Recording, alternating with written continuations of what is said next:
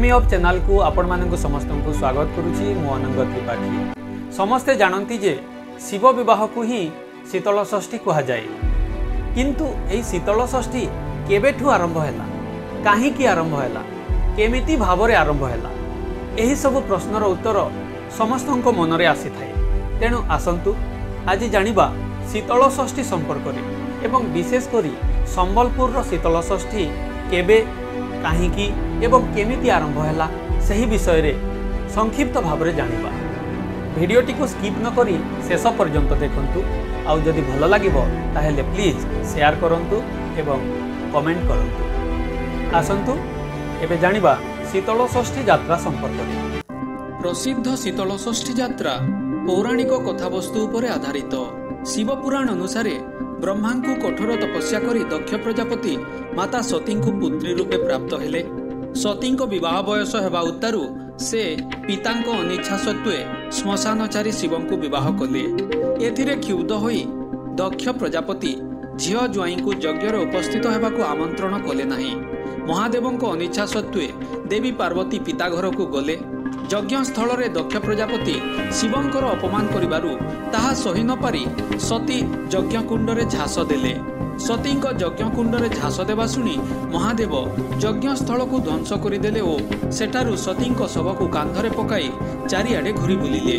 विष्णु तांको सुदर्शन चक्र द्वारा सती शरीर को खंड खंड करी शिवंक ठारु अलगा करदेले।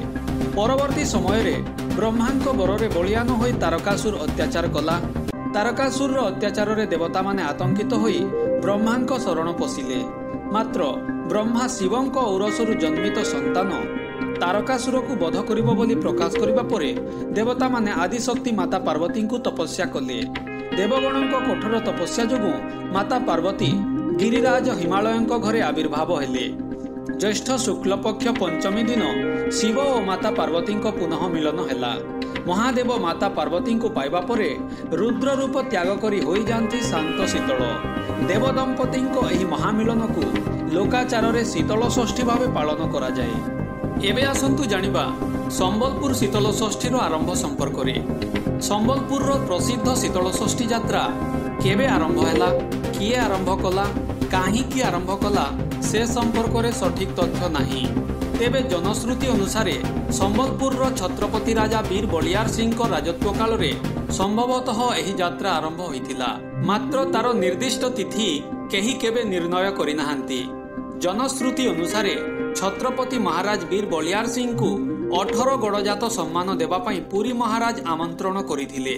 महाराजंक निमंत्रण रक्षा करी बलियार सिंह पुरी दरबार रे जाई पहुंचीथिले। पुरी राजा वीर बलियार सिंह को शक्ति परीक्षा करिबा पई तांको दरबार रे थिबा 7 जण श्रेष्ठ मल्लयोद्धा को नियोजित करिथिले।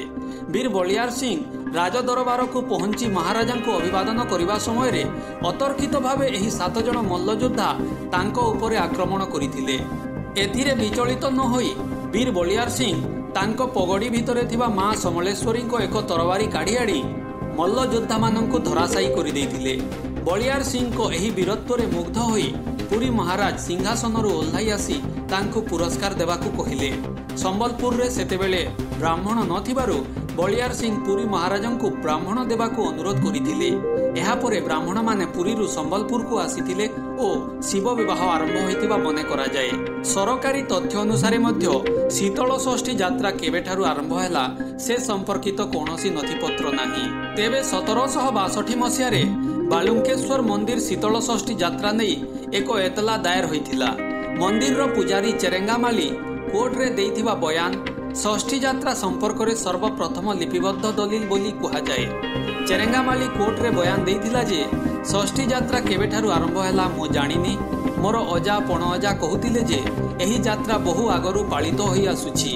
चेरेंगामालींकर एही बयान अनुसार 1762 मसीहा बहु पूर्वरु संबलपुर रे शीतल षष्ठी यात्रा आरंभ होइछि।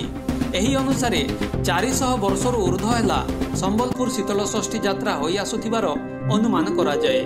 शीतल षष्ठी पौराणिक कथावस्तु उपर आधारित हेले हैं आम दैनंदिन जीवन में जेपरी विवाह कार्य संपादन करा जाए ठीक सेहीपरि वैदिक रीति रे शिवंक सहित माता सती विवाह अनुष्ठित होता है। हिंदू रीतिनीति अनुसार कन्या अन्वेषण, निबंध, विवाह पाई निमंत्रण पत्र बंटन, महा आडंबर बरजात्री आगमन, वैदिक रीति बेदी देवदंपति बह, कन्या पितामाता कन्यादान और जानी यौतुक सहित कन्या विदाय आदि कार्य संपन्न करा जाए। ओडिशार संबलपुर रे हेउथिबा शीतल षष्ठी रे संपूर्ण लोकाचार रे शिव और सती विवाहोत्सव अत्यंत आकर्षणीय होइथाए। देवदंपति विवाह उत्सव प्रक्रिया अक्षय तृतीया ठारू आरंभ हुए। अक्षय तृतीया दिन थाल उठिबा ठारू यात्रा प्रक्रिया आरंभ होइथिले मध्य ज्येष्ठ शुक्ल पक्ष प्रतिपदा दिन नंदपड़ार बंबराड़ बालुंकेश्वर बाबा पतर पेणिबा निबंध एवं तापर दिन नृसिंह न्यूता अनुष्ठित होता है। झाड़ुआपड़ार लोकनाथ बाबा, मुदीपड़ार जागेश्वर बाबा, बड़बजार शीतलेश्वर बाबा एवं ठाकुरपड़ार गुप्तेश्वर बाबा तृतीया दिन पतरपेणी एवं चतुर्थी दिन गुआगुंडा अनुष्ठित होता है। पंचमी तिथि राति रे श्मशानचारी शिव बरवेश होई वृषभ आरोहण करी भव्य शोभायात्रा रे कन्यापिता गृह को गमन करती। तांको बरजात्री रे श्मशानवासी साक्षी गोपीनाथ, हनुमान, नृसिंह तथा अन्यान्य देवादेवी सामिल होइथांती। देवदंपति विवाह संपूर्ण लोकाचार रे संपन्न करा जाउथिबारु प्रतिवर्ष यात्रा कमिटी पक्षरु कन्या पितामाता चयन करा जाए। भाग्यशाली दंपति कन्या पितामाता भावरे देवाधिदेवंकु कन्यादान करिवार सौभाग्य अर्जन करिथांती। जेउमाने कन्या पितामाता भूमिकार अवतीर्ण हुअन्ती सेमाने कन्या पार्वती को तांको घरकु नेई विवाह परे जानी यौतुक दे विदाय देइथांती। वैदिक रीति रे पंचमी राति रे नैसर्गिक विधि विधान परंपरा और प्रकरण रे नवदंपति विवाहोत्सव अनुष्ठित होई कन्यादान सहित अलंकार, बासन कुशन और अन्यान्य जानी यौतुक मध्य प्रदान करा जाए। रंग बेरंग चित्र रे सुशोभित रथरे शिव और माँ पार्वती को अणा जाए। मध्यरात्रि एही पटुआर आरंभ होई षष्ठी दिन द्विप्रहर बेलकू शिव पार्वती पूजारे शेष हुए। देवदंपति एही जुगल दर्शन रे बहुत पुण्य मिले बोली विश्वास रही। प्रसिद्ध शीतल षष्ठी पर्व रे स्थानीय तथा बाहरु आसुथिबा लक्ष लक्ष भक्तंकर समावेश रे संबलपुर जनारण्य होई उठे।